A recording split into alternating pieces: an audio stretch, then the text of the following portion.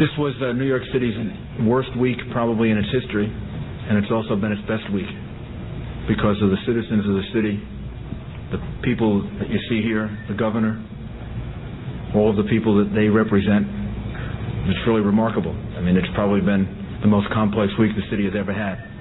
The most tragic thing has happened, and the greatest heroism has been displayed, love, support, and I think the city comes out of the week stronger than it entered it.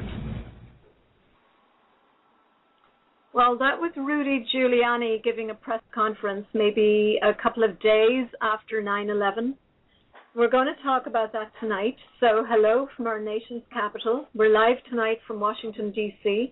A big welcome back to friends, families, and foes alike. You're joining us here tonight at the Rapid Radio Network, RRN, on a very sad anniversary because it is now 12 years since the synchronized attacks on the World Trade Center in New York and the Pentagon here in Washington, D.C. And if not for the brave actions of passengers and crew of United Airlines Flight 93 who gave their lives so others might live, the tragic loss of life would have been even greater. So we have a couple of people on here, but I just want to give you the dial-in number. Again, it's 347-826-9477, and don't be shy because we really, really do want to hear from you. I believe all of us have been impacted in some way by 9/11, so let's get started. On the air with us at the moment, we have Julie O'Brien, Willie Arahu, and Phoebe Lawson. So, Julie, ladies first, would you like to tell us about your experiences? Did you lose people? There were some people that I knew who were lost, but fortunately no one who was close to me. The thing that I remember most is I had just gone back to work. I was on my second day back to work, and I had just dropped my 3.5-year-old son off for his second day of preschool. And driving down Route 208 through Hawthorne, you get a view of the city, and I saw smoke coming up. So I turned on the radio, and at that point, really, people didn't know what was going on. So we put on the TV at work, and just watching all of it and hearing what was going on and, experiencing it from that distance, but at the same time having my baby in preschool for the second day, the only thing I wanted to do was go and get him. And I'm just looking at him walking through the room. He's now 15 and has very few memories of it. But he would ask me in the days afterwards, Mommy, why do those buildings keep falling? Because that's all that was on television, was just the footage over and over again of the buildings falling. And he didn't understand in his 3.5-year-old mind why those buildings just kept falling down.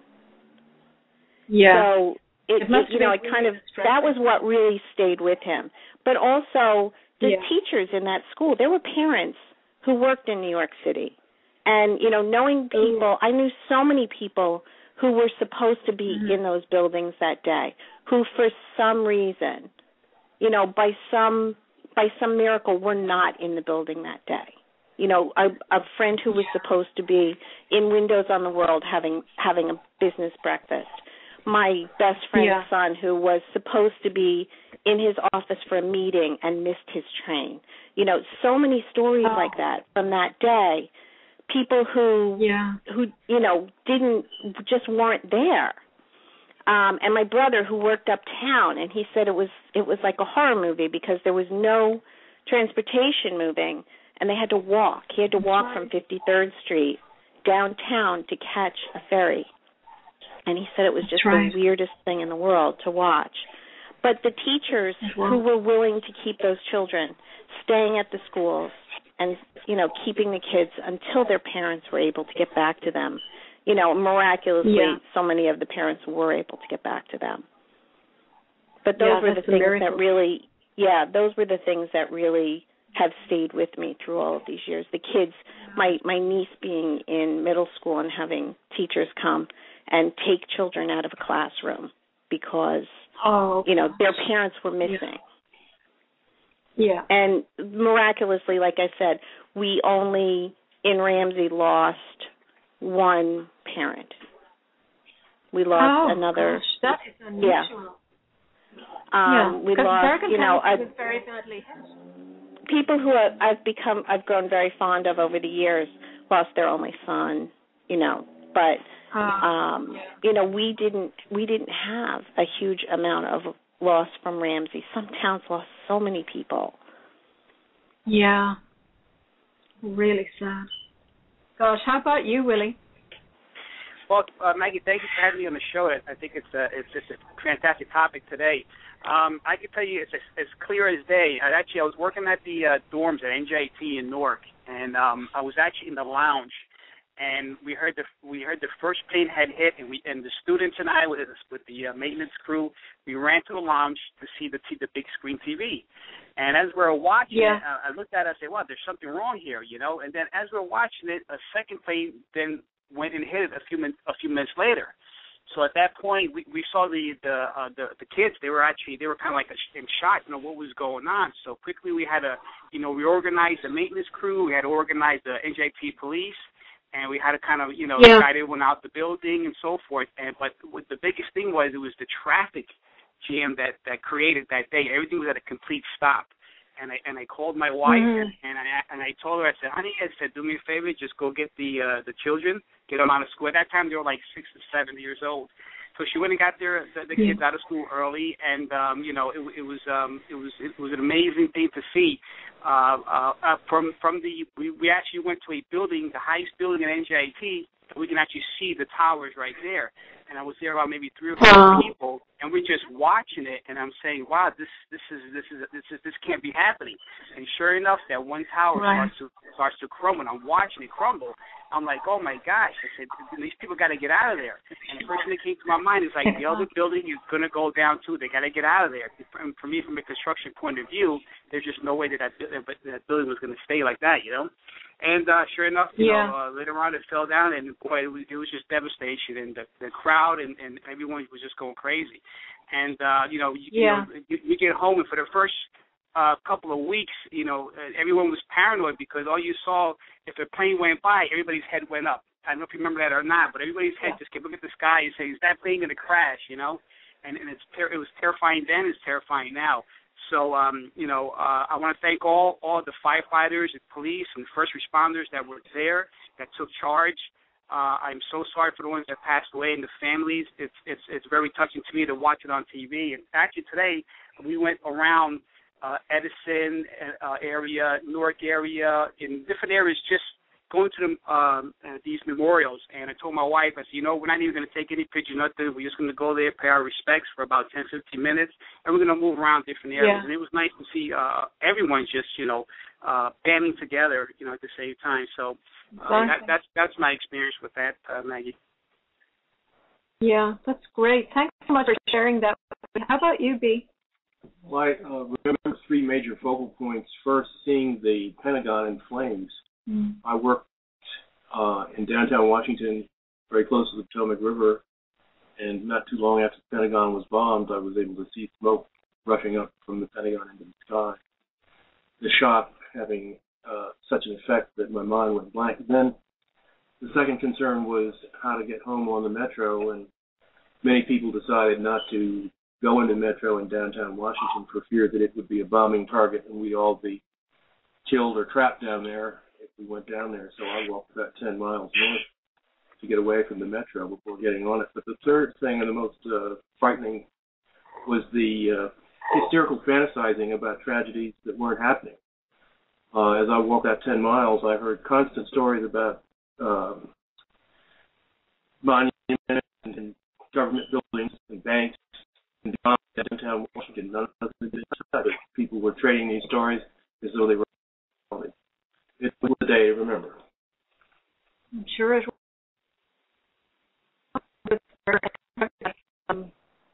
Gosh, I don't think that month to say that. And then just as I walked into the office, I was told that there had been an accident at the World Trade.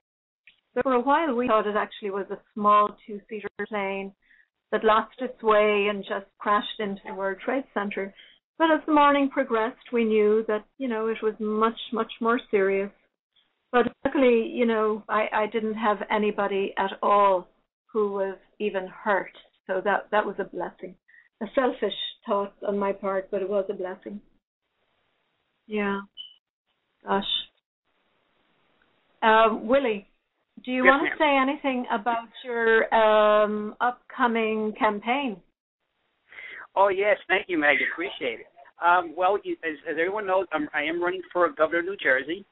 And just to let everyone know that I am a registered Democrat, and I was going to be running in the primary, but I got challenged in the primary when I put my signatures in.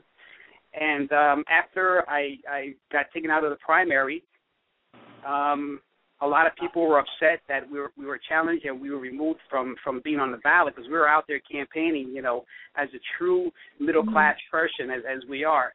And we were going to, all the big cities, Newark, Hudson County. We were going to Elizabeth, Patterson. We were even walking the streets of Camden, New Jersey. That's how serious we were about this campaign.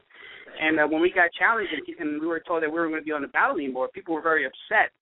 So about a week later or two, a lot of people were calling me. I mean, even pastors from community, they were telling me, Willie, you have to continue to fight. It's not right that, these politicians, they tell us to get involved and everything. Then when we do get involved, you tell us, no, you can't, or not just you. So I decided to run as an independent, And even when I ran, got my signatures and I handed it in, we got challenged again and as far as running on this campaign. So I think I am probably the only candidate, not only in the state of New Jersey, but in the entire country, where a candidate got challenged twice to run for one office. And so I'm very proud of that. But we got challenged and we managed to stay on the ballot this time. And we're running a campaign again. Yeah. And I'm running with me. There's a lieutenant governor. Her name is Maria Salamanca. She's a Colombian native, and she's been here for over 30 years. She's done a lot of community service work, also been recognized by Senator Menendez.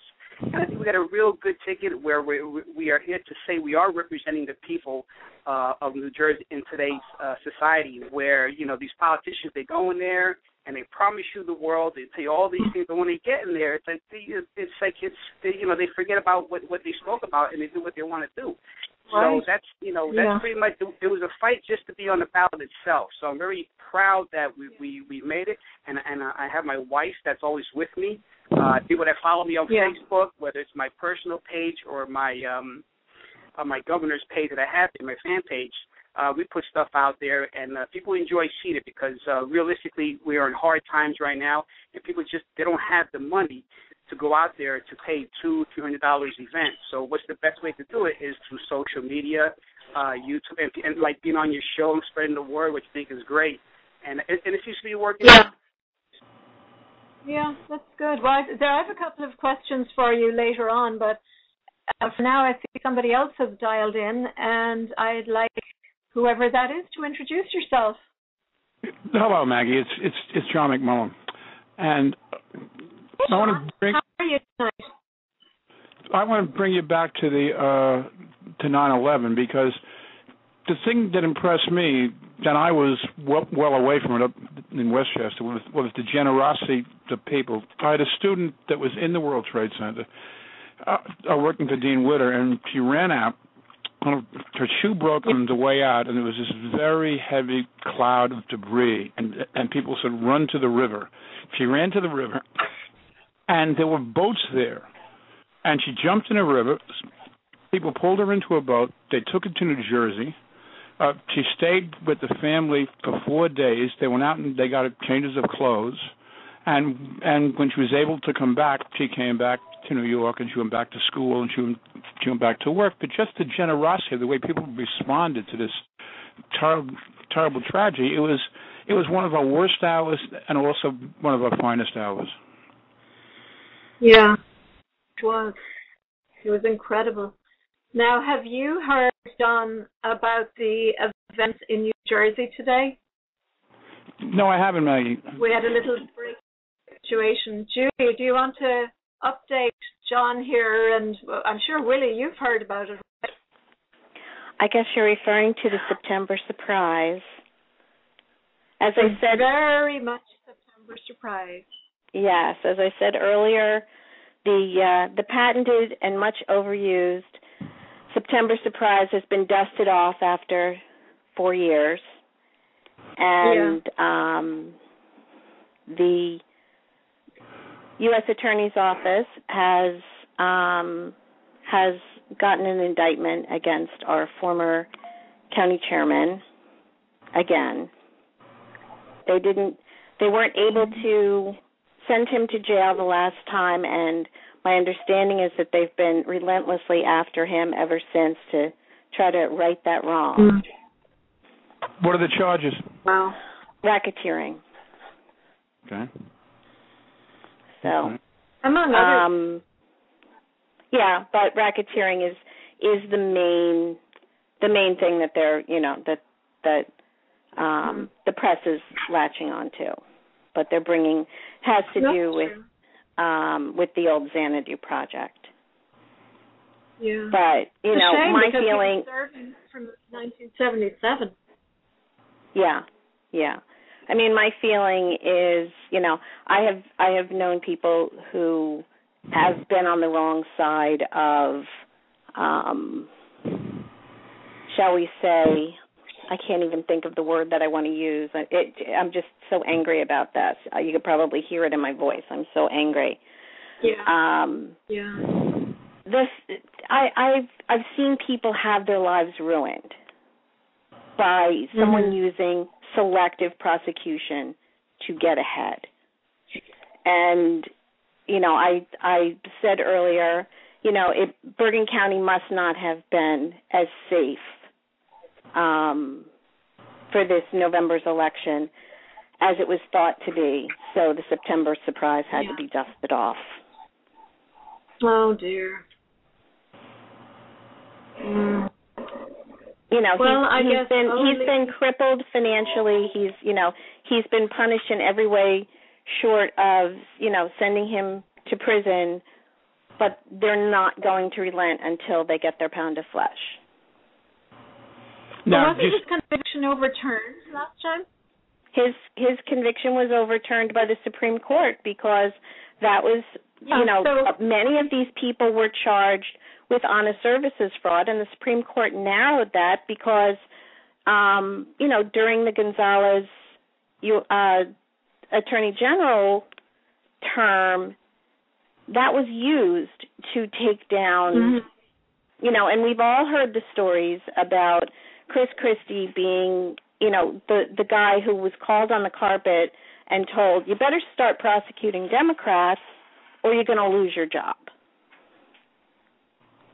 Was he really? Oh, yeah. Wow. And so he started doing his job and used that to his advantage and basically, I like to say, prosecuted his way into the governor's office, selectively prosecuted his way into the governor's office. That's a very, very quotable quote, Julie. Prosecuted his way into office. And I guess he's trying to do the same thing again now. Well, it's worked for him every time he's done it in the past. It has. And, he may not be the U.S. attorney anymore, but he has, he still has some key people who are, who are beholden to him in many ways that are still in that office. Yeah, that's true. And I anticipate there will be some... Sorry? I'm sure he has a lot of supporters still there in the U.S. Attorney's Office. Yeah, the ones that he didn't take to the governor's office with him. What would he have to do politically if he's already had the fellow convicted and then the Supreme Court threw it out? Obviously, there are people who still would believe in the conviction. The fellow's been discredited. Now, just going back to it, if you lose again, you're in worse shape. Why would he? What's the reason for continuing the prosecution? I think it's just personal at this point. Okay. I just think it's personal, and new evidence. Yeah, I mean, everybody from what I've been told by anybody and everybody who's been called into Newark on any number of things, the question that's been asked of every person who goes to Newark to be questioned is, can you give me Joe Ferriero? They've never let up. And that's so bad. Yeah. I mean, I know of one person who, as they were being, as their property was being searched, they were told, give us Joe Ferriero, and we walk out the door and this never happened. Yeah. I did read some stuff like that in the Jersey Sting. A wonderful book by Josh Margolin and Ted Sherman, right? And, we can't mention them without mentioning Bob Ingle, who has covered an awful lot of corruption in politics in New Jersey. Yeah, and, it's just astonishing to me that, someone who made his name on being a corruption buster, appears to be the worst kind of politician there is. Someone who will use their office for their own personal gain. And I fail to see how he has done anything other than that. And as a former elected official myself, it's that kind of a politician that gives us all a bad name. It is, and frankly, I think you need to run again. I don't like that boss system in New Jersey where you have to stand in line with your cup in hand and say, please, sir, please may I run this time? Yeah. I think Willie came up against that as well and decided to, hey, I'm going to run anyway, guys. Yeah, I think, and I give Willie a lot of credit for doing what he's doing, and it's nice to hear the support from his family, because family support is so important anytime you're going to run for elected office. But I have not ruled out a run at some point. I'm taking a step back for the time being. Yeah, just to watch and see what happens. Well, it looks like President Obama really wants to get Chris Christie reelected as governor of New Jersey. I keep reading that he's sending all kinds of people to New Jersey to praise the governor and say what a great guy he is. And I'm just waiting for the news flash to say Joe Biden is campaigning for Chris Christie. That could happen. I can't understand it. I can't understand it. Yeah. I'm baffled by unless they want so much to have him run for president to just dismantle him. I don't know. I mean, I can't figure out why they're all, that they're not going after this guy. Part of his payback for the way he acted when Obama came during Hurricane Sandy, and he got the Republicans all upset with him, and Romney was all upset, and part of his payback, because at that time he acted like a governor and not a politician, and a lot of Republicans hate him for that. I personally... Anyway, John. Sorry? John just said a lot of the Republicans don't like Christie for bonding with his bro, Obama. But I just said they're going to vote for him anyway, because that's what the Republicans do.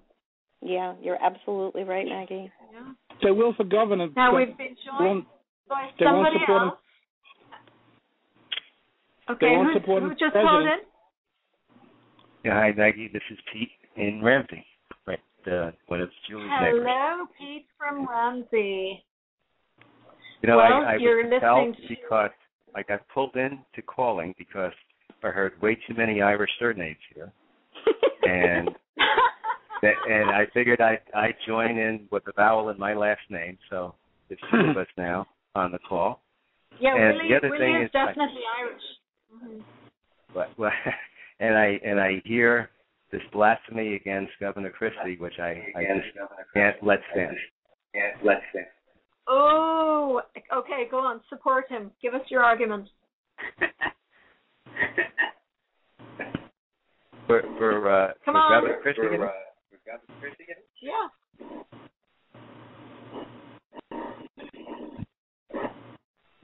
You got to support him? Yeah, no, I'm hearing myself. Oh. Do you have your radio on, Pete? No, I'm off there, but let me just try something else here. Well, Okay, anyway, so while you're trying that, John, can you go back to your point?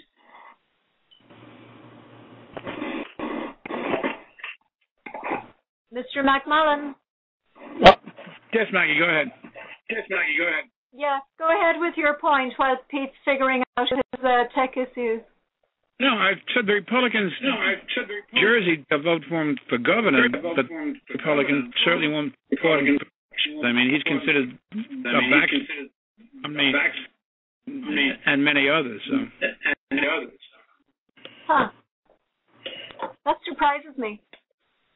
Well, I can tell you, I have cousins who are Tea Party who wouldn't vote for him for dog catcher. Well, no, the governor does have a lot of friends on the right. That's for sure. He's certainly not a liberal guy, but I think that's his feature. Is that he's more of a centrist than anything, and certainly you don't need a decoder ring to understand where he's coming. That's a big problem in politics. You know, I always say my two favorites are Bill Castell and Garrett, right? Two extremes, but you don't need a decoder ring to understand where they come from, which is what I like. And same way. He is not as extreme, but maybe. But I do not support him. You're not calling him a Democrat, though, are you? No, I wouldn't use that word. Let me ask one question of everybody.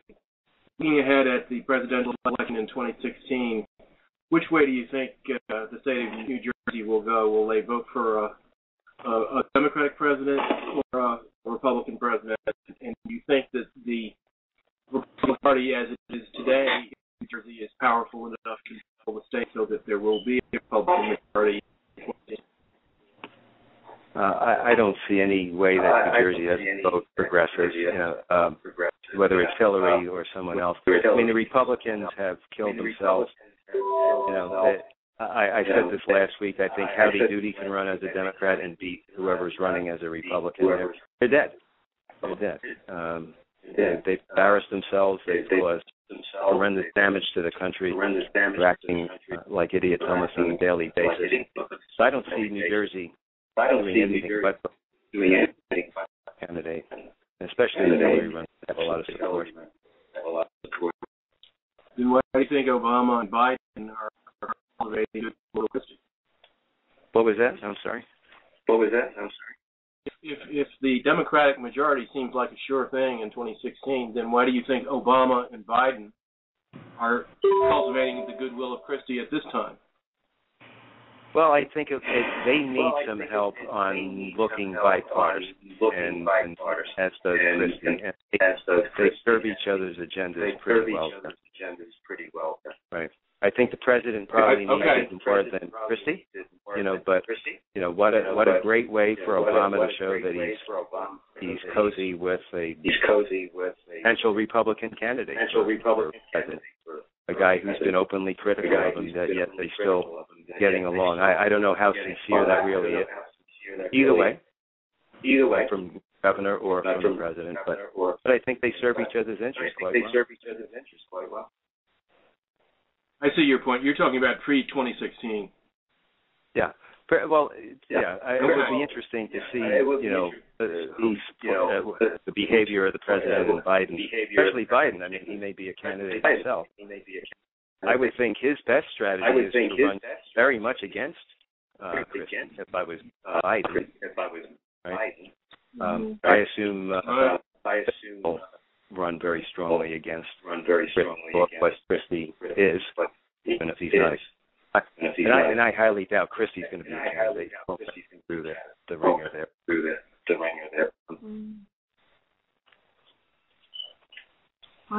Pete, we're having a little difficulty hearing you there. Do you want to call in again in a minute?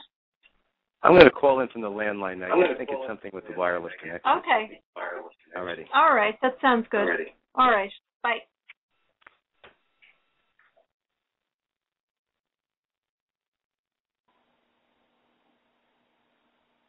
Okay, so John, are you still on there?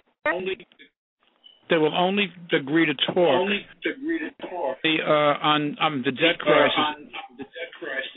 Obama agrees to Obamacare, and I don't understand these people. This was passed by a democratic process, and now shenanigans. Outrageous. It is. I'm going to play a music clip now, guys, and see if we can sort out the tech problem. So stand by.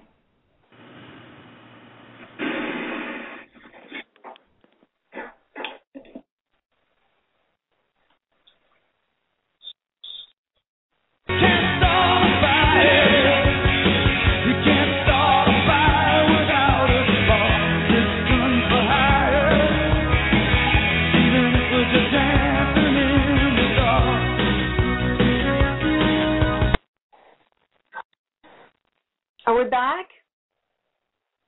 Let's see. Julie? I'm Julie's here. Still on there, right? I'm here. You're there. And who's this? Dial back in. Excellent. Wow, we have everybody on again, and it sounds.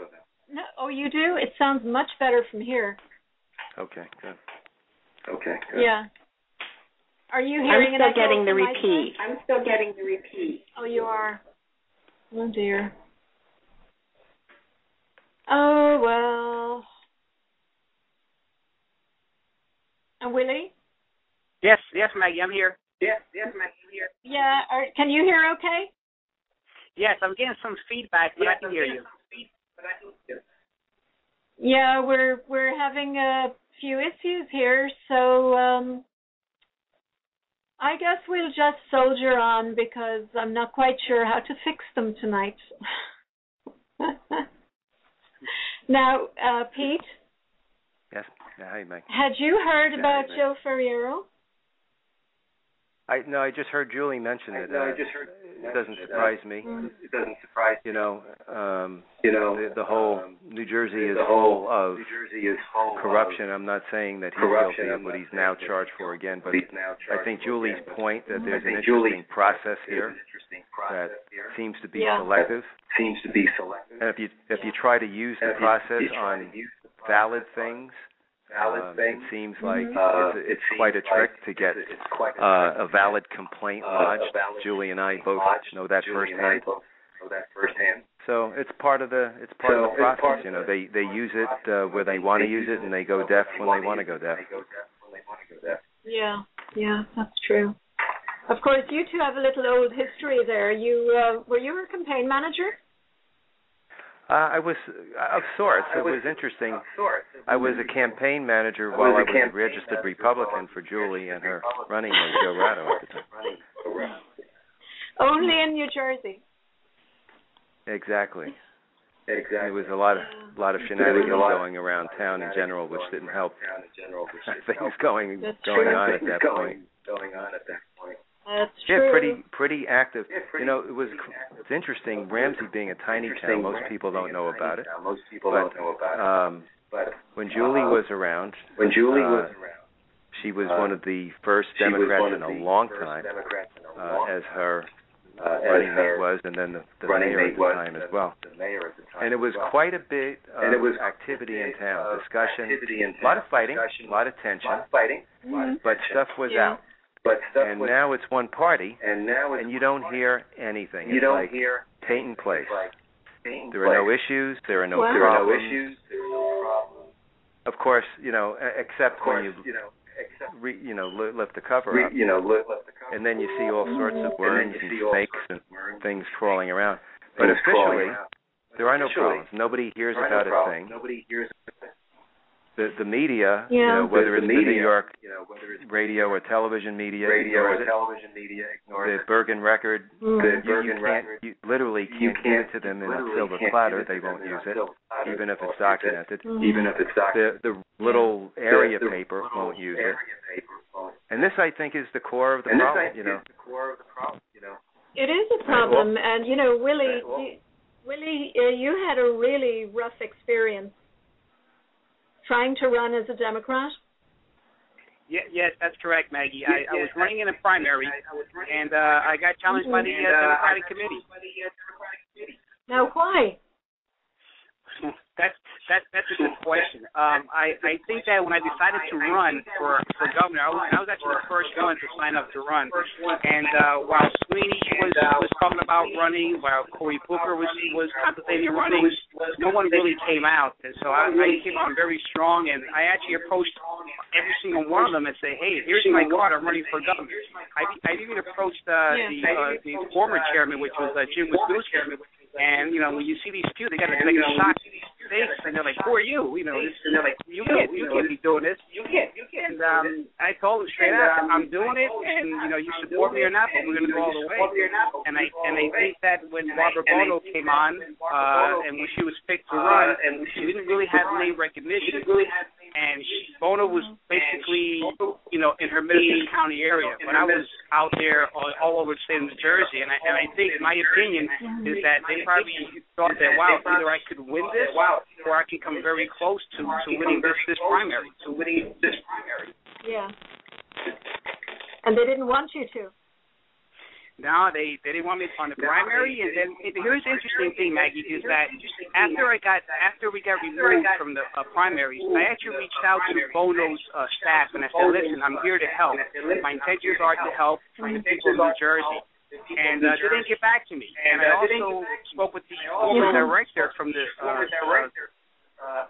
committee, the state committee, the chairperson, and I reached out to them and I said, hey, I'm here to help you. I can rally up people. I can get the Latino votes, the African American votes. I can get the blue collar votes with you. Let's get going. And you know what? They didn't reach out to me. And at this point, I figured if you're not listening to me, which I'm listening to the people out there, who are you guys listening to? So that's what I think is that they're not afraid of me per se. I think they're afraid of the movement. That we're not going to wait around any longer to say who's to pick to run for what office. And I think the reason why I chose to run for governor because I didn't want to be molded into the corruption that you see now.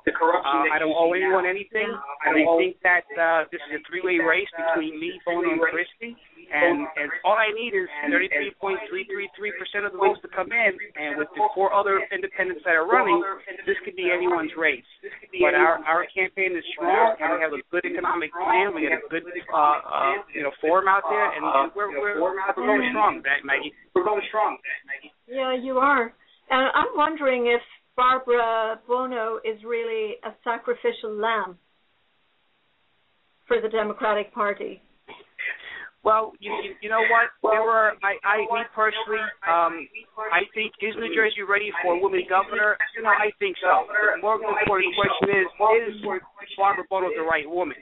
Just like with Hillary Clinton, is the United States ready for a woman president? Yeah, I think so. But we just got to fight and make sure that we need the right person.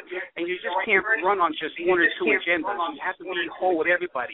It's not just for a certain community you want their votes, or picking someone that's Spanish to run with you because you want the Spanish votes. That's not what it's all about. You have to people that care, and it's been here in New Jersey. I'm born and raised here in New Jersey, and to pick someone who's going to run here, someone who's going to stand with you and understand what's going on here in New Jersey. And, between me and Maria that's running with me as the lieutenant governor, we have a lot of strong, solid values, and I'm not afraid to take on anyone at all. So we're ready to go. We're here. Great. Julie, what do you think of that? I think that there hasn't been the proper amount of support for any candidate, and it goes back to what I was saying earlier about the selective prosecution. Right. People have been living in fear of crossing this governor. Why? Well, they don't want to. They don't want to have to worry about when he gets reelected and gets mad at people. That sounds so childish, though, Julie, doesn't it? When you think about it, if you analyze that, is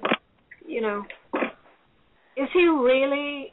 Does he have that kind of power that people are terrified of him?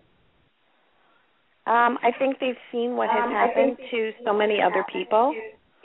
That they're afraid. Right. And there are many people in New Jersey that feel like, every one of these Democrats who has come out to support him has come out to support him because he has something on them. Ooh, I wonder what he has on the firefighters then, because they came out and supported him in the past couple of days. The firefighter officers, not the rank and file. Oh, really? Yeah. I didn't know you could do that. I thought if you got one vote, everybody had to vote the same way. There's two different groups. There's the officers and there's the rank and file. Oh, okay. That makes me feel a little better. Yeah. Well, actually, you know what? That's a great topic, Maggie and Julie, because I can attest to that. Because early in December, before the elections even started, the Labor International Union of North America were endorsing Chris Christie. So I'm shaking my head. I'm like, well, I'm a candidate, and they used to be my old union. So when I heard that Terry Sullivan, the leader for the union, endorsing Chris Christie, I made out some calls to the laborers that I know, and also some business agents. And some of them had no clue what was going on. And, because I'm in the labor trades organization, the carpenters trade, they're actually, the workers are actually backing me. So it's not so much the big boys at the top, it's the workers that are actually going to go to vote. So that says something. And here, look, I used to be auxiliary officer in Edison Township for a couple of years. I know what our men and women go through. I have a son that's in the Air Force right now. So, having a key support, not at the top ranking, but the people themselves, the police officers like what I'm doing, sheriff's department like I'm doing, police, the teachers, we all talk on one-on-one, and believe me, this is going to be a very interesting race, to say the least. Yeah. It's interesting already. I can't imagine it getting even more interesting. I have a question for all these New Jersey experts. Is there any faction in the economy or political structure of New Jersey that is so clean that they have no fear of standing up for what they believe is good and right because they don't have any concerns about somebody pulling the lid off from above them and exposing them as being down in some slime pit? That's a good question. Great question. I agree. That's a great question. We have an expression in my firm which is beyond reproach. Dealing with certain customer at a certain level. And as I tell my guys, when you're beyond reproach, you are beyond reproach. End of story. Very hard to do. So clean that they have no fear. I think you have two people who must be beyond reproach because they're running against Chris Christie. And those two people would be Barbara and Willie. That's true. If you have That's absolutely nothing to fear, if you have nothing to fear because you've done nothing wrong, you can go up against this guy. But nobody else was willing to do that. Although I have to take that back because there have been a number of people who have done nothing wrong if you look at what the mayor of Ridgefield went through, he was strung up, and they knew they had that. They knew that he had that piece of evidence that was going to exonerate him, and they went to trial anyway because they thought that they could get the jury on their side. What a waste of money. I'll tell you something though. I've had a lot of friends who are in the legislature, a lot of friends local official, county level. And some enemies too. So I got to know who these people are for a long time. And very few have your background. Almost all of them have some business interest somewhere connected to the government somewhere. Right.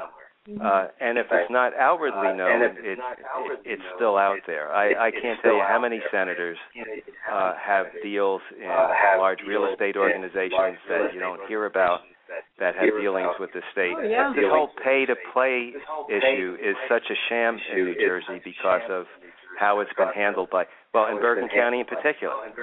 Right? You hear people talking out of both sides of their mouth, and then it doesn't help to have an advocacy group, like Bergen Grassroots, who seem singularly focused on an issue and don't care, who they mow down in the process because it's their one issue. And yes, I'm one of their victims. Well, I know, and it, it's been very critical.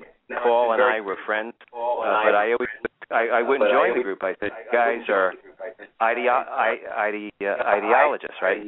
You are hell bent on a certain ideological principle, and nothing else is going to count. There's a lot else that counts. It's going to require you to be more articulate, right? But a lot of opponents, which are very well meaning, and I was one here, as you know, in town. You get to the point, you get shrill, and you become a bomb thrower and a big mouth, quite frankly, where I was at. I admit to it. And then you retreat because I went over the top. The responsibility to be a good opponent, a good member of the opposition. You got to be clean, but you also have to be relentless and continue a very targeted pitch, on point always. Right? Very hard. Very hard. Yeah, it is. It is. I guess you've all read this book by Bob Ingle and Sandy McClure called The Soprano State. No, I haven't. It's worth reading. And then Chris Christie, also by Bob and Michael Simons. It's the inside story of his rise to power. Another really, really good book was Josh Margolin and Ted Sherman's book, The Jersey Sting. And I'm mentioning them not to increase their sales, but of course that would be a nice byproduct for them. Nobody is shocked. If even one book came out in Ireland about politicians being that crooked, the whole country would be up in arms about it. But here are 3 books, at least, that I know of, all about one small county in New Jersey. I know there's a lot of people in Bergen County, but geographically it's small. But why is nobody upset? Why is nobody shocked? Is it just a way of life there now? Well, I hate to say I think people just assume that New Jersey is like that. But there's a certain generation. I think the generation my parents' generation. I'm 60 years old. My parents came from Hudson County. And I knew a lot of political people in Jersey City who made it a joke and a matter of family pride to say who they were getting hired on the police department, whose street was going to get plowed, whose street was not going to get plowed.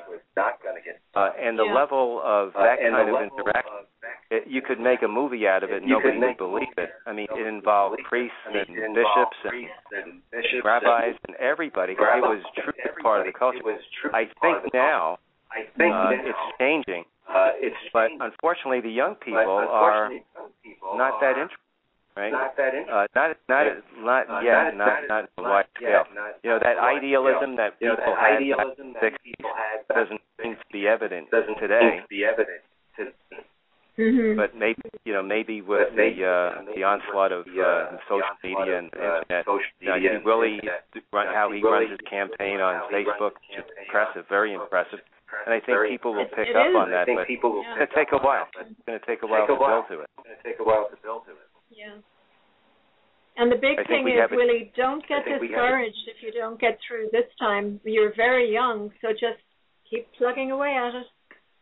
Oh, well, thank you. Yes, we will have nothing to discourage them. Hearing people like you guys talk like that, it just pumps it up even more, But I do have to say that, while I travel to 21 counties in the state of New Jersey, whether I'm in Cumberland County, whether I'm up at Sussex, or even in Mercer County, there are good politicians out there. But the thing is, you're right. They're scared of what can happen if they go against the machine. But behind closed doors, when I speak with them, they tell me how proud they are of me, and we need people like you. If you can show the way that you can do it, and just go in and wipe the slate clean. If you become governor, maybe the whole thing will change. People actually come out and speak out and actually run a more efficient government without all the bureaucratic labor that we have right now. True. The problem is that if a person like Willie gets to be governor, it will mean that he will have the power to expose a lot of the people who resisted him, and a lot of those people are in bed with someone. They're running scared of Willie.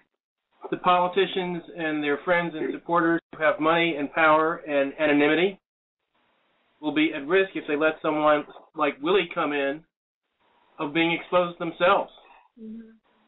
So his best friends could be his worst enemies at the same time. Right. Well, you know what? I'm not here to expose anyone. I'm here that if I become the governor of this great state of New Jersey, I'm just going to be making sure it's a more proactive and transparent state. And so I'm not looking to go into any closet or anything and see what you've done, whatever. Let's just start with a clean slate, and let's bring back transparency and bring back economics back to New Jersey as far as our pension obligations, our health care obligations. Those are the real issues that we really have to talk about. In the state of New Jersey, our pension obligations alone are over $47 billion. Our health care to the state employees are approaching $49 billion. Those are the key things that we need to address more. How are we going to do that? My plan, what I have is on my website. That's what I'm going to do. I have to control the debt that we have, and I'm going to make it more transparent with the state government. That sounds another point that I would like to make is that back in the day when this governor was the U.S. attorney, and some of the people that he was out there screaming and yelling about, they're criminals, are his biggest allies right now. So that makes you kind of question what he has done to get these people on his side. Who he is, really, that's the core. Who is he? Yeah, that's a great question also. And what's interesting is that, as I travel the state of New Jersey, I'm trying to figure out why are, Democratic elected mayors endorsing a Republican candidate. It's like, Republicans got their views, Democrats got their views. So you can basically see right through it that there's something going on there, and these are the things that people share with me. Yeah. There was a story in the Record yesterday about the Democratic mayor of Belmar and some issues with the Ashbridge contract and, family members and things like that. But we hear crickets when it comes to asking the questions about how Ashbridge got into New Jersey in the first place. That's right. And we all know and now they have to give back $300,000 in overcharges that were found by the Comptroller's office. There will be indictments from that as well, Julie, as time goes on. Yeah, well, the Democratic mayor of Belmar will be indicted, but the governor will again skate on that. I just wonder how we would like somebody who is truly independent and truly free of issues. Look at Bloomberg. Right? Here's a guy I don't think anybody discounts the fact that he's as honest as heck. He's as independent as heck. And as a result, he's his own constituency, so he runs the city like it's his own, and nobody likes him anymore. Yeah. He's been effective as heck in some ways, but now, people clearly want to change there because they don't like someone who is independent because they can't get their way, right? Whether it's good or bad, the fact of the matter is, a truly independent leader, you're going to have to kind of buy what he's selling, I guess. I'd love to see a leader that's truly independent yet is able to pull in, a diverse amount of opinion and viewpoints. And it would be interesting to see that. It would. It really would. The power of I have politics. somebody trying to call in here. Let's see who it is. Hello, you're on the air. Hi, it's Jan Bidwell. Oh, Jan, we've missed you so badly. Where have you been? I'm sorry, I was doing some work, some campaign stuff. And I'm getting an echo. Oh, you are still?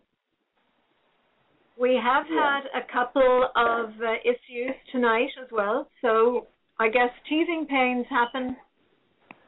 It's gone now. Oh, good. Oh, no, it's not. Excellent. Oh, no, it's not. Oh, no. So I know I'm at the end of the show, but it seems like there's some real Jersey-style problems coming up at the stage. It does, doesn't it? Yeah. With today's indictment again of Joe Ferriero, I'm sure you were as surprised as the rest of us to hear that. Yeah, I was pretty shocked. Yeah. It was pretty bad. Yeah, I'm not... Julie, did you know about it ahead of time? Me? Yeah. Yes. Well, I can't say whether I knew about it ahead of time. It's okay. You can tell us. The feds called you this morning and said. Yes. I had heard for a while that it was coming. It was an interesting day for it to happen. It was. Yeah. Well, as you said, the September surprise. Yeah. It's interesting that they chose September 11th, though. I think, I'm not quite sure why they chose September 11th to do this. I think it's a little bit disrespectful to do something like this and try to steal news on this kind of a day. Yeah. How did you feel about that, Jan? Did you think it was disrespectful? Yes, I did. I lost 3 people in the towers, and I have a number of friends who saw the towers come down, friends who worked at the Port Authority. I was a mental health professional at Ridgewood Library, debriefing victims, people who survived. I think of them as victims. They passed away, but profoundly affected. And it's always a very hard day for me and for my friends. So I don't really understand. I think it actually might bury the story a little bit if somebody had to shake me and tell me that it happened because I'm not paying attention to news today at all. Getting some paperwork done and some other stuff that I rarely have time to do because of the campaign related, but still kind of office work. John, can I interrupt you for a second? Sure. I've just been asked if anybody has their computer up with the speakers on, because apparently that's what's causing the echo. I know it's not you, Jan, because we had the problem before you called in. So nobody has to admit to it. Just switch off the speakers. I don't, because I have my resident radio person here who tells me exactly what to do. Oh, I see. Isn't that wonderful to have a resident radio person? I have a radio producer in my house. That is some house, I got to tell you. That's a wonderful house.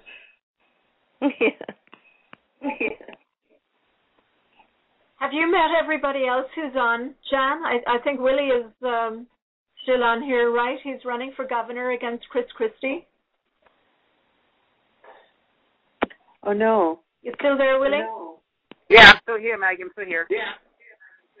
Yeah. So you know Jan, I guess?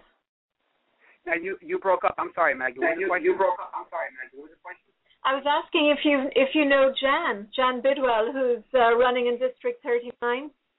No, I haven't. We're just so focused on our campaign, but you know what? She sounds like a very smart person, and you got my vote. You know, you're going to do the same thing that we're doing to fight for the right people.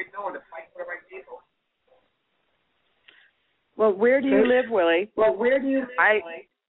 was born and raised in North, but now I reside in Edison Township. Well, I wish you could vote for me. I wish you could tell people to vote for me. Well, I'm sure one way or another we can help out each other. Yeah.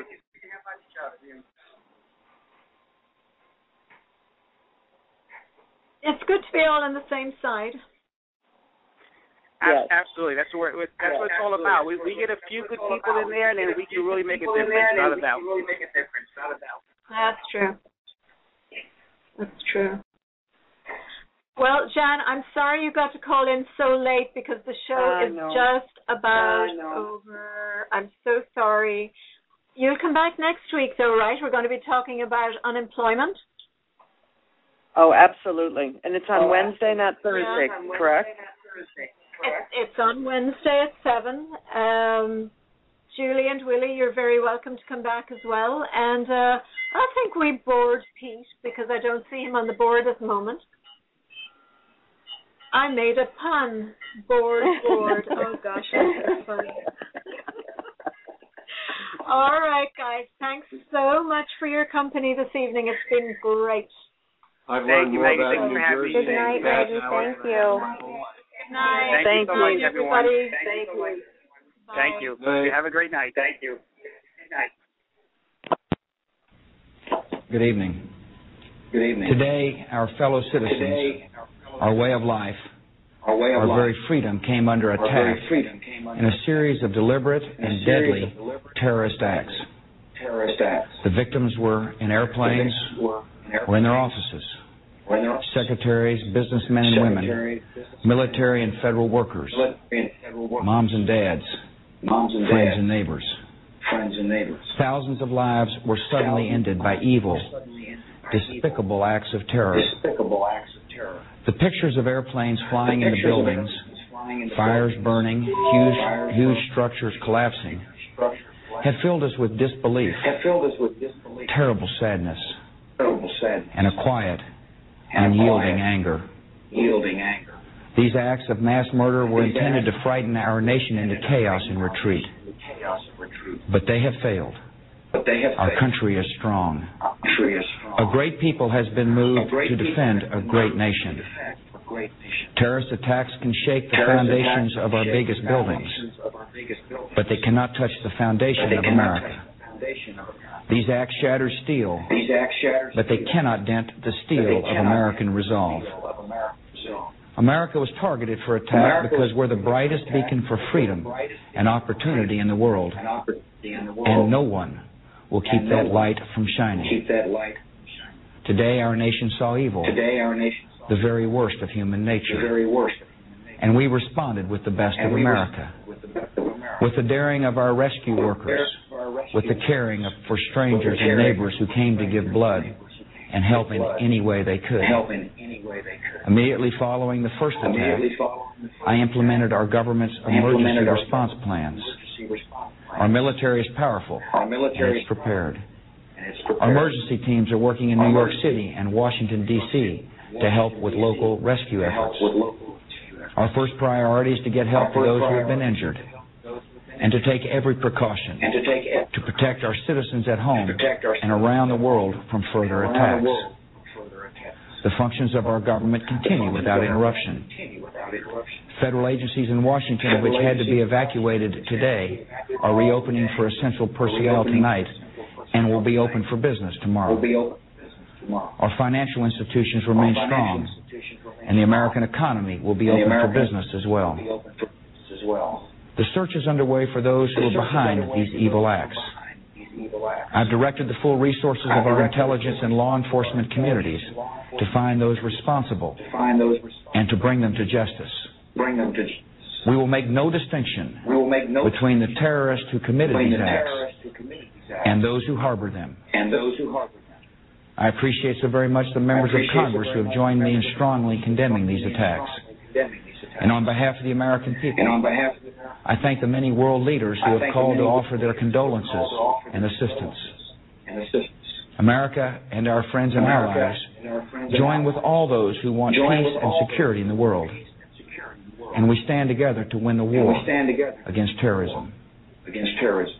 Tonight I ask for your prayers for all those who grieve, for the children whose worlds have been shattered, for all whose sense of safety and security has been threatened.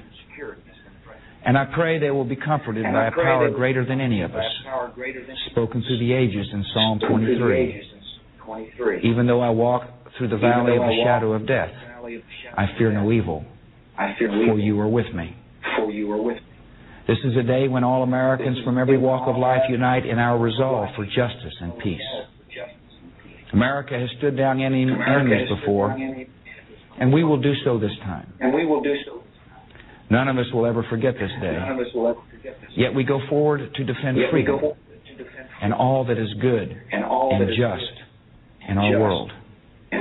Thank you. Good night, and God bless America.